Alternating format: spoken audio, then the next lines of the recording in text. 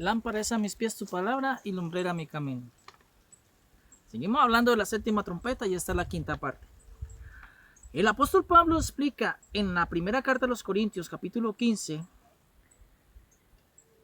diciendo: aunque Jesucristo recibe el reino, la autoridad y el dominio, hay alguien que no se sujetará ante su gobernación.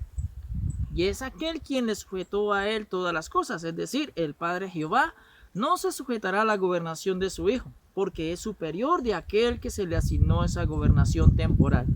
Es decir, hay uno que tiene una gobernación absoluta y ese es Dios, y por lo tanto, Dios no puede sujetarse ante la gobernación del Hijo.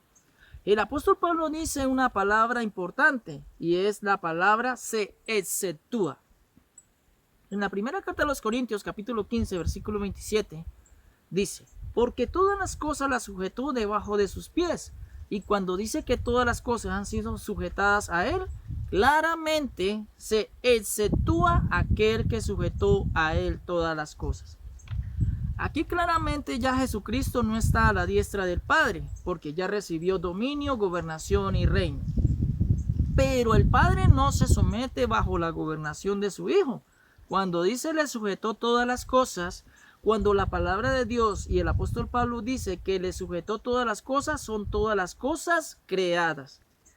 ¿Cuáles? Veamos Colosenses capítulo 1, versículo 16. Porque en él fueron creadas todas las cosas, las que hay en los cielos y las que hay en la tierra, visibles e invisibles, ya sean tronos, sean dominios, sean principados, sean potestades. Todo fue creado por medio de él y para él. Sobre esas cosas creadas Jesucristo adquirirá dominio, poder y reinado. Pero se exceptúa aquel que le sujetó todas las cosas, porque Jehová Dios no se sujetará a la gobernación de su Hijo. Quiere decir de que Jesucristo, el Hijo, no gobernará a Dios, porque Dios es el máximo gobernante, el soberano, y sobre él no hay nadie. Y efectivamente, como lo dice el Salmo 8, versículo 6, señoreará sobre las obras de tus manos, y todo lo pusiste debajo de sus pies. 7000 años después de la profecía de Génesis capítulo 3, versículo 15, Jesucristo, el Hijo de Dios, el unigénito, el primogénito, el reivindicador o el vengador de la sangre, recibe el galardón por el cual estuvo dispuesto a dar su vida como ser humano y recibe la gobernación. ¿Cuánto tiempo se tuvo que esperar en esa paciencia de Dios? 7000 años. Después Jesucristo recibe el premio, el galardón. Ahora, cumplido el tiempo, Jesucristo será el Rey de Reyes y Señor de los señores. Ya no es el niño el que nació en un pesebre en Belén. Ya no fue el maestro de Galilea, ni el nazareno, ni el que fue humillado en la cruz. Incluso la Biblia dice: los que lo traspasaron lo verán venir en gloria. Apocalipsis capítulo 1, versículo 7 dice: he aquí que viene con las nubes y todo ojo lo verá. Y los que le traspasaron y todos los linajes de la tierra harán lamentación por él. Sí, amén. Así que vendrá con poder, con dominio y con reino al que conocimos como el León de Judá. Maravilloso. 7000 años después se cumplirá la promesa. Ahora la pregunta es: ¿para qué gobernará Jesucristo? ¿Cuál es el propósito y qué sucederá durante esa gobernación? ¿Y cuántos años va a reinar Jesucristo? 1000 años.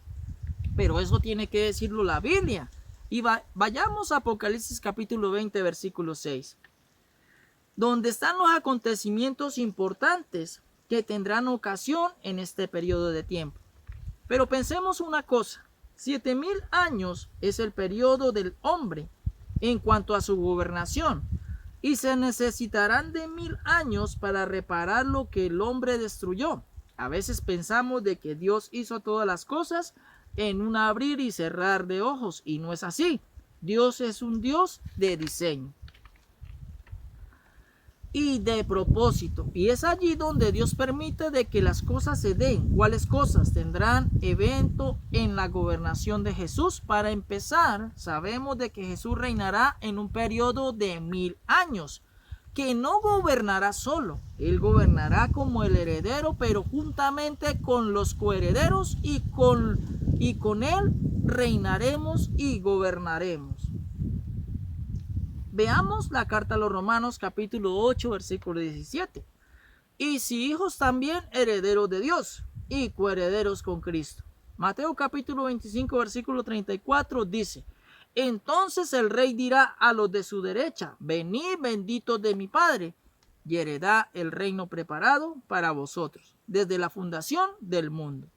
Esto es para los que tenemos una promesa de reino, lo cual Jesús les dijo a sus apóstoles en el Evangelio de Juan, capítulo 14, versículos 1, 2 y 3. No se turbe vuestro corazón. Creéis en Dios, creed también en mí. En la casa de mi Padre muchas moradas hay. Si así no fuere, yo os lo hubiera dicho. Voy pues a preparar lugar para vosotros. Y el versículo 4 dice: y si me fuere y os prepararé lugar, vendré otra vez para que donde yo estoy, vosotros también estéis, y sabemos a dónde voy y sabéis el camino. Esta es la promesa de reino que el Señor Jesucristo le hizo a los 11 apóstoles fieles que permanecieron fieles a Él. Y también es para nosotros, porque después de Jesucristo, todos los que morimos de ahí en adelante tenemos una promesa de reino, siempre y cuando le amemos, le recibamos y actuemos conforme en la voluntad de Dios. Y entonces, hablando de la promesa de reino, ¿qué les dijo Jesús? Me adelanto para prepararles una morada. En la cena del Señor, Jesús dijo en Lucas capítulo 22 versículo 29: yo pues os asigno un reino como mi Padre me lo asignó a mí. Además les dijo: yo hago un pacto con ustedes para un reino. Recuerden, cada vez que tomen la cena del Señor, están llamados a gobernar, reinar y dominar juntamente conmigo. ¡Qué bendición! Así vemos el gobierno de Jesucristo. Durará 1000 años, en los cuales surgirán unas cosas. Así que terminados los 7000 años, terminado el toque de la séptima trompeta, Jesucristo descenderá, y todo ojo le verá, y vendrá con un ejército de ángeles. Porque todas las cosas le han sido sujetadas a él. Es un príncipe, gobernante, pero también es un guerrero, y viene con su ejército celestial. Y luego nos llevará con él en un proceso que se llama la primera resurrección. Y tomará a los que son de él, a los fieles, los subirá en las nubes en el arrebatamiento para recibir al Señor en el aire. Y luego habrán unas bodas simbólicas en el cielo, que será una boda espiritual de la iglesia, que es la esposa, y el esposo, quien es Jesucristo. Y recibiremos el reino y la gobernación, y tendremos que venir a restaurar todas las cosas en un periodo de tiempo que serán 1000 años. ¿Qué sucederá después? Veamos Apocalipsis capítulo 20 versículo 4. Y vi tronos, y se sentaron sobre ellos los que recibieron facultad de juzgar, y vi a las almas de los decapitados por causa del testimonio de Jesús y por la palabra de Dios, y los que no habían adorado a la bestia ni a su imagen, y que no recibieron la marca en sus frentes ni en sus manos, y vivieron y reinaron con Cristo por 1000 años. Aquí está hablando del milenio. Y nos muestra el momento de cuando Jesús y de aquellos que permanecieron fieles reciben poder, gobierno, reino y dominación. ¿Por cuánto tiempo? Por 1000 años. Con gobierno, poder y dominio sobre todos los gobiernos de la tierra. Así, mis amados en el Señor, estamos hablando del toque de la séptima trompeta.